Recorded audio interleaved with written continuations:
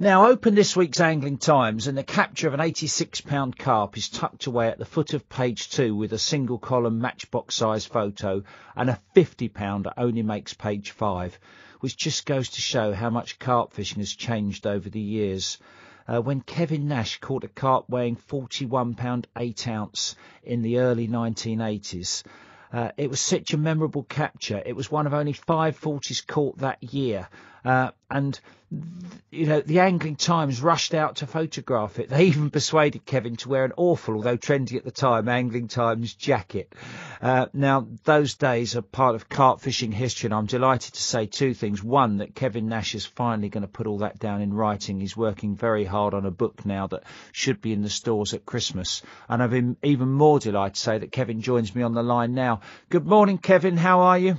Good morning, Nigel. I'm great, thanks. And you just made me smile remembering that story of the Angling Times. Yeah, it was quite embarrassing, that jacket, I have to say. Well, I'll tell you what has let you off, actually, because I've never said this to you, but you've got off one bit of embarrassment because you told me that the Angling Times gave you that jacket and said, will you put this on for this photo? Because it saved you some embarrassment, because I've never told this, but I've always thought you must have sewed that Angling Times badge onto your own jacket. So you've played the book has got you out of jail on that one.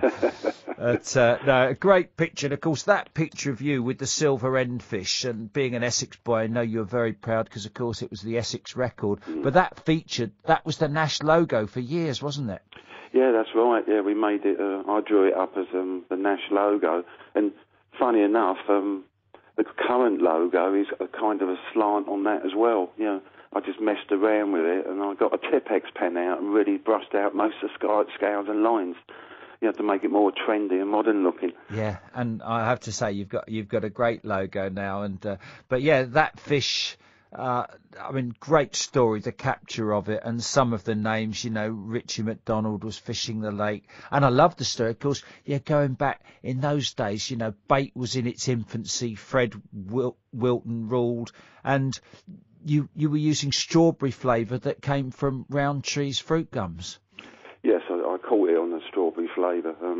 As you say, it came from the Rowntree's fruit gum. But the mad thing about that story was I'd been baiting in the close season with another bait, Rod Hutchinson's pucker salmon, and Bill Lovett went over there one day and put some in for me, and he found a big old girl feeding and climbed up a tree and threw some flattened pieces of paste in, and it just stuck its dorsal up and spooked out the swim. So, I don't know why. I think maybe Richie McDonald used the pucker salmon the year before, because it just come out and it was a great bait. And Richie never actually landed a fish in Silvan, but maybe he lost the big girl. So I had to rapidly change flavours, and I had this, strawberry flavour that was my bank. I used to take it to Waters and just tear them apart. So I started baiting with that.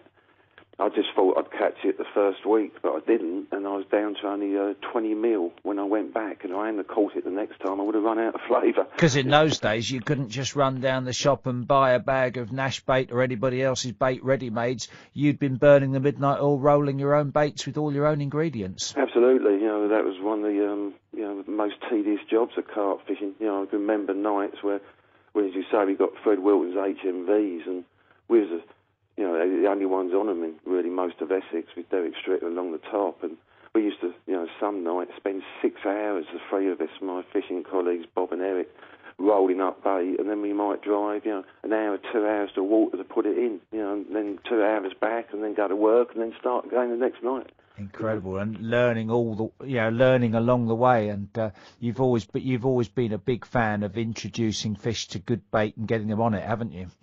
Yes, there was one problem we had in those days. It was bait recognition. Indeed, I'm on a challenge in water now where they just don't know what bait is. I think looking back, what went against us, we never really ever put enough in to make them, take interest and really look at it and think, this is worth investigating. Yeah, I can imagine that when you're hand rolling it, exactly.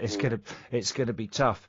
And the other thing, of course, was that I know you're a great believer in fate and karma, and the fact that you didn't catch that fish as soon as you did worked out in your favour, because if you'd have caught it first off, it would have only been but it would have been a 30 and you'd have moved on. And as it took you a while to crack the water, and it worked in your favour because you caught it at 41.8.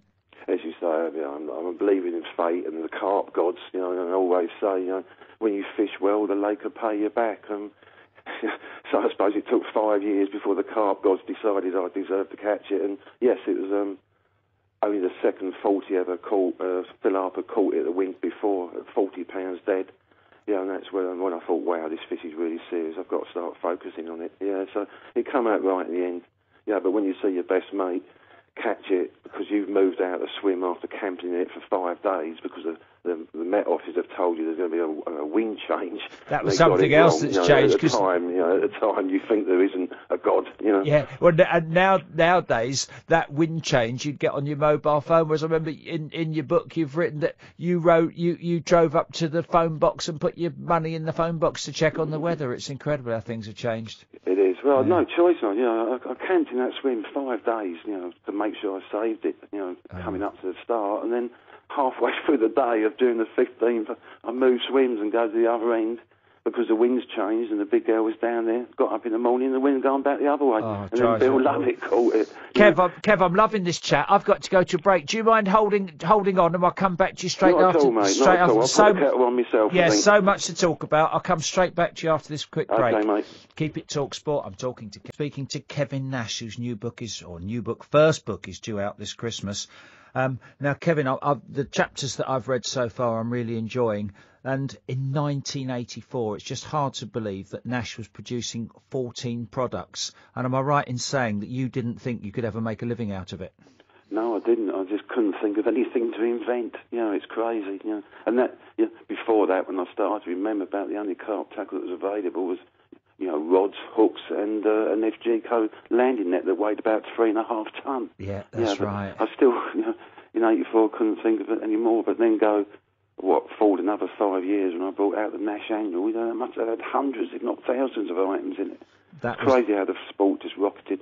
It really is. I mean, it's frightening, really, isn't it? Because I've said it on this radio show before that if overnight every carp in the land disappeared, the tackle industry would go into meltdown, wouldn't it?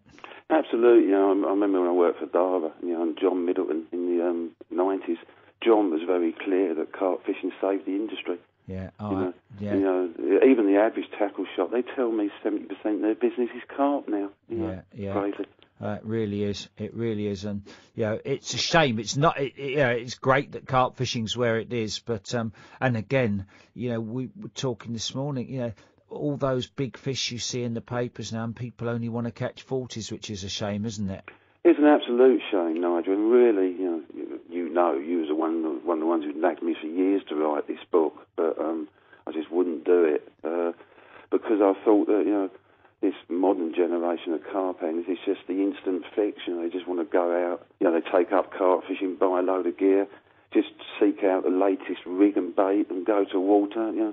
And think they're going to catch a big fish, or they do, but either way they've got it too early without the understanding, or they get frustrated because they can't catch them because they haven't gone through that apprenticeship, starting float fishing for other species and working their way up, learning the watercraft first, and that's really the big message I'm trying to put across in the book. Through those pioneering years, we had to learn. There's no book for us. We had to learn our craft and our apprenticeship, and I hope that message gets across.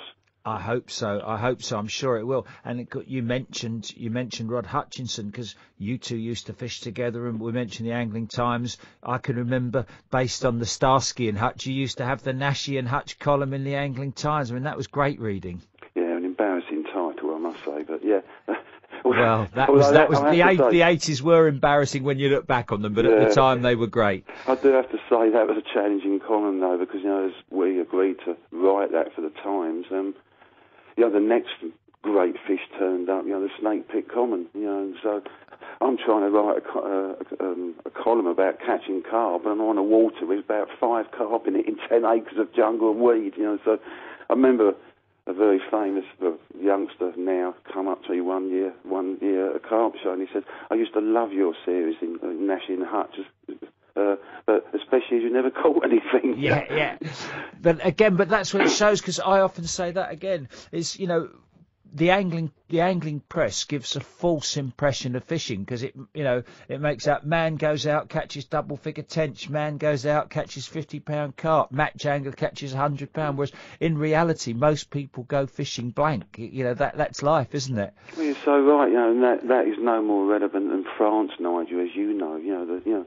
The hundreds of thousands of hours me and you put in. How many gallons of petrol did we spend? Don't. We wouldn't be able to do it now at today's fuel prices. We wouldn't, okay, we had some great fishing, didn't we? I remember that session where we had 48 carp in 48 hours. Yeah. I was freeing the landing net and trying to put it along because you've got another one. Perhaps one day I don't understand the blanks. No, that's right. Perhaps one day on a quiet moment on TalkSport, I'll tell the story about you and I in the petrol station in France. But we'll save that one for now.